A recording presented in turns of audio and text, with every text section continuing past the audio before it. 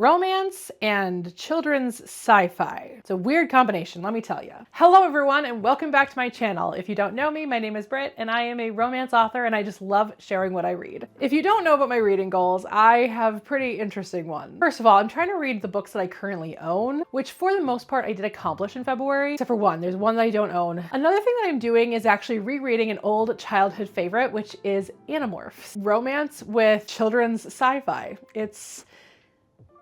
It happened like every other book, so let's talk about it. So I actually started the month with an Animorphs book. I started with The Extreme, which is, I don't even remember, book 25. There we go. It's a markup book. I knew it was a 5 or a 0. I didn't remember much about this book, but basically the Yeerks are going to build a new Kandrona. If you're not familiar with Animorphs, this is going to mean nothing to you. But they're going to build a new Kandrona, and so they have to, the Animorphs have to go and stop them, and it's like in a very cold climate, like up by the North Pole, hence the polar bear situation here. That was good. I liked it. Moving on. Then I went ahead and jumped into the romance by reading The Dating Plan. This is by Sara Desai, which I thought was really cute. It had a lot of really great Indian culture in it, which I really appreciate. It was one of the things I really like about If Shakespeare Were an Auntie, that series. Fantastic. I really did like this book. This is probably one of my favorites this year so far. So it is fake dating. So we have our lead Daisy, who has matchmakers in her midst. Then we have our other lead Liam, who is having to come into an inheritance. And so a fake marriage is exactly what he needs. And so they go on a series of dates to try and make their fake relationship seem real. It was really cute. I really liked it. I enjoy fake dating when it's done really well. So then I read Beach Read by Emily Henry, which is the one book that I don't own. I'm confused as to why she called it Beach Read. Maybe because it was just easier to like be searchable, perhaps because people just search Beach Read.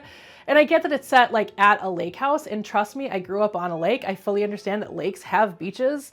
I've argued this point many a time. So we have our two leads, Gus and January. They're both authors and they write very different stories, different genres. And so they decide to switch, and through them kind of learning more about each other's vocations and learning more about each other in general, they of course end up falling in love. So very simple, but very, very cute. So yeah, I enjoyed it. I'm still confused about naming it Beach Read, but that's fine. That's fine. You can name your book whatever you want. Then I read The Attack, which is book number 26 in Animorphs. So it's a Jake book. If you don't know, Jake narrates 1s and 6s, and Rachel is 2s and 7s, so on and so forth. Anyway, this also has a sticker from the TV show, and it's a removable one. I just never did, I guess. Anyway, The Attack.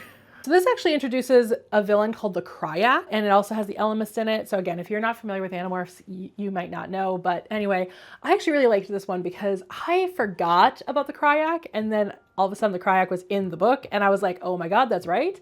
And I remember absolutely loving that storyline. So yeah, this was a great one. Elemist versus the Cryak.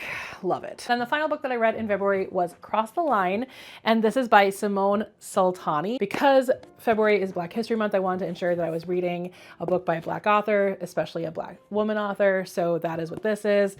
And it also has Indian culture in it, which I thought was really fun. So Dave, our MMC, is half Indian. So there was a lot of Indian culture with him, and it was really cute and fun. It's kind of insta love in a way because they're, you know, friends. Well, it's my brother's best friend trope wise, but they were also childhood friends, and she had had a crush on him for forever, and it was super cute. This is probably my favorite book that I've read so far this year. Super fun, super cute. There were a couple of moments in there that I was like, the craft could have been a little bit better, but I'm sure people can say that about my books too. Yeah, this is probably my favorite book that I've read so far this year. Absolutely adorable. I love it. And I can't wait to read more of this series and more from this author because definitely am interested in that. All right, so there you have it. Those are the books I read this month. It's a total of 5 books. So I thought I was in a reading slump, but really I got through about as many books as I normally do a month. Granted, 2 of them are very, very short. So read those in one day each. So there you go. But anyway, have you read any of these books? Let me know in the comments.